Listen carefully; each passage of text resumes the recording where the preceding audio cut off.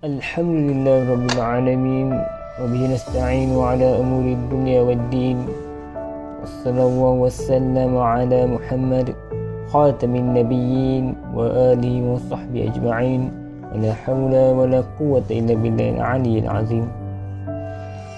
Perbincangan pada hari ini ialah berkaitan dengan kenduri arwah. Adakah kenduri arwah ini ada dalam syariat Islam? Adakah ada dalil larangan yang melarang kita daripada melakukan tahlil kenduri arwah ini? Di mana dalam surah Yasin ayat 54 Allah SWT bagi tahu kepada kita, فَالْيَوْمَ لَا تُظْلَمُ نَفْسٌ شَيْئًا وَلَا تُجْزَوْنَ إِلَّا مَا كُنْتُمْ تَعْمَلُونَ. Maka pada hari yang tidak dizalimi di mahsyar, seseorang pun sedikit pun dan tidak pula kamu diberi balasan illa kecuali ma kuntum ta'malun, kecuali apa yang telah engkau usahakan semasa engkau hidup dahulu di dunia. Maka di sini jelas menunjuk ayat Yasin, surah Yasin ayat yang ke-54 ini jelas menunjukkan kepada kita bahawasanya amalan yang dibalas oleh Allah Subhanahu Wa Taala, Allah Subhanahu Wa Taala akan bagi ganjaran pahala atas apa yang dia lakukan semasa dia hidup dahulu. Maka mereka-mereka yang buat sesuatu perkara ibadat kepada orang yang sudah meninggal, maka sedikit pun Allah SWT tidak akan memberi ganjaran pahala kepada si yang meninggal itu, kecuali sedekah RM2 niat kepada siapa-siapa, mak ayah kita ke, ataupun beli satu bangunan untuk buat madrasah, lalu dia ada niat sedekah dengan bangunan tadi kepada mak ayah ke, kepada siapa-siapa, itu diboleh, tak ada masalah. Itu ada dalam hadis Nabi Muhammad SAW. Manakala sedekah transfer pahala, bagi pahala bacaan Yasin, bagi pahala bacaan Al-Fatihah, bagi pahala tahlil la ilaha illallah, itu tidak diajar oleh Allah dan Rasul, dan tidak ada pun dalam wahyu Allah SWT, Al-Quran dan sunnah Nabi yang ada dalam hadis. Jadi jelas kenduri arwah ini ialah suatu perkara baru dalam ajaran Islam, dan kenduri arwah tersebut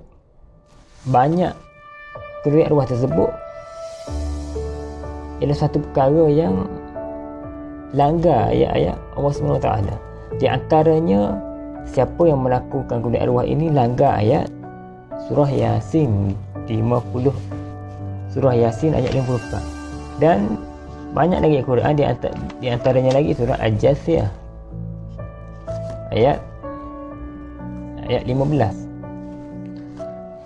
Man 'amila salihan falinafsihi wa man asaa fa'alaiha thumma ila rabbikum turja'un. Maksudnya, sesiapa yang mengerjakan kebajikan, sesiapa yang mengerjakan kebaikan, yang buat ibadat, yang buat perkara-perkara kebaikan atau buat perkara-perkara jahat, maka balasannya untuk dirinya sendiri. Maka Allah Taala akan balas kepada dia sahaja dan tidak akan balas kepada orang lain. Jadi kalau dia buat kebaikan, maka Allah akan bagi pahala. Jika dia tak buat kebaikan, tak bagi pahala. Kalau dia buat kejahatan, tak bagi dosa. Andai kata dia tak buat kejahatan, Allah Taala tidak bagi dosa. Wa man asaa, dan sesiapa yang buat kejahatan, fa'alaiha, maka ke atas dirinya saja yang dia tanggung. Dia sendiri yang akan tanggung dosa atas apa yang dia buat maksiat kepada Allah Ta'ala. dan dia juga akan dapat pahala oleh Allah SWT andai kata dia buat kebaikan, ibadat dan sebagainya. Summa ila rabbikum turja'un, dan kepada Allah SWT kita akan dikembalikan. Maka dua ayat yang saya baca, surah Yasin ayat 54 dan surah Al-Jathiyah ayat 15 ini menunjukkan bahawasanya melakukan tali arwah ini langgar ayat Allah SWT. Dan kita juga beriktikad bahawasanya sampai kepada pahala pada wasi arwah ni ialah langgar ayat Allah. Allah Ta'ala cakap tidak sampai. Tiba-tiba kita cakap boleh sedekah pahala. Jadi sudah kita terbalik. Allah SWT cakap lain, kita cakap lain. Itu dipanggil kita mengada-ngadakan perkara agama dengan sesuka hati kita. Sedangkan agama Islam ini tidak boleh kita ada-adakan dia. Agama Islam ini milik, adakah agama Islam ini milik Allah? Adakah agama Islam ini milik Allah dan Rasul? Adakah agama Islam ni milik Allah, Rasul dan kita bersama? Jadi agama Islam ini adalah milik Allah SWT sahaja. Hanya dia yang berhak untuk mereka cipta ibadat, berhak yang buat ibadat, yang berhak untuk buat tata tertib cara ibadat kepada dia. Dia sahaja yang ada hak. Kita tidak ada hak sebab agama ini bukan milik kita. Dan dia yang cipta kita. Maka dia yang boleh mereka cipta ibadat untuk kita mengabdikan diri kepadanya. Jadi tarik arwah ini ialah tidak ada dalil wahyu Allah dan tidak ada dalil daripada hadis Nabi. Maka ia bertentangan dengan ajaran Islam.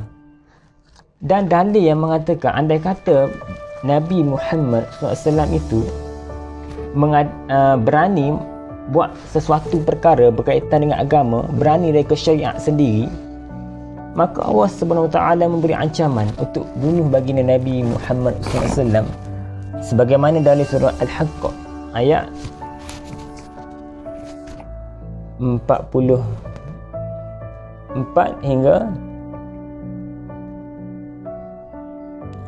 46.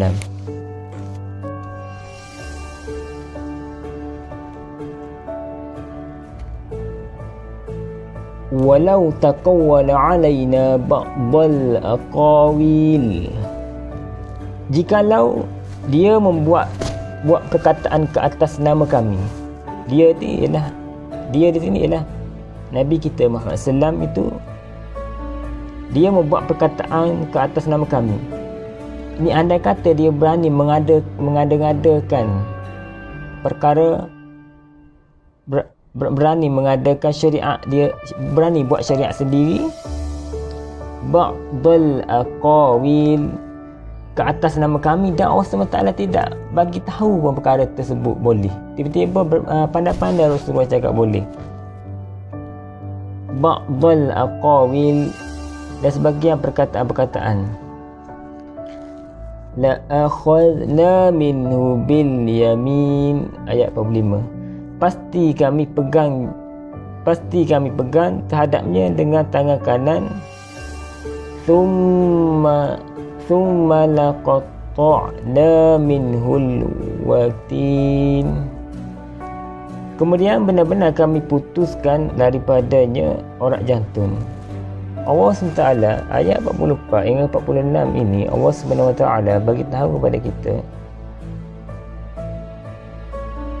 ayat yang sambung tadi, silap sambung tadi ayat 46. Betul lah itunya. Jadi ayat 44 hingga 46, Allah SWT bagi tahu kepada baginda Nabi Muhammad SAW, andai kata Nabi Muhammad SAW itu pandai-pandai reka agama, pandai-pandai buat syariat sendiri tanpa ada wahyu daripada Allah SWT, nescaya Allah SWT akan cabut orak jantung Nabi Muhammad SAW. Ayat 44 hingga 46. Maka di sini jelas agama ini tidak diboleh direka cipta oleh sesiapa pun kecuali Allah. Dan Nabi dia sendiri, Allah SWT bagi warning ialah di mana Nabi SAW tidak boleh reka-reka agama. Andai kata Nabi Muhammad SAW itu berani reka-reka agama, nescaya Allah Ta'ala ingin bunuh Nabi. Cabut jantung sini ialah bermaksud ingin bunuh Nabi Muhammad SAW. Nescaya Nabi tidak Nabi bersih dia. Nabi tidak pernah pandai-pandai reka agama. Nabi buat satu perkara apa yang diwahyukan kepadanya saja. Dan Nabi ialah Rasulullah, Rasul, utusan Allah. Maka di sini kita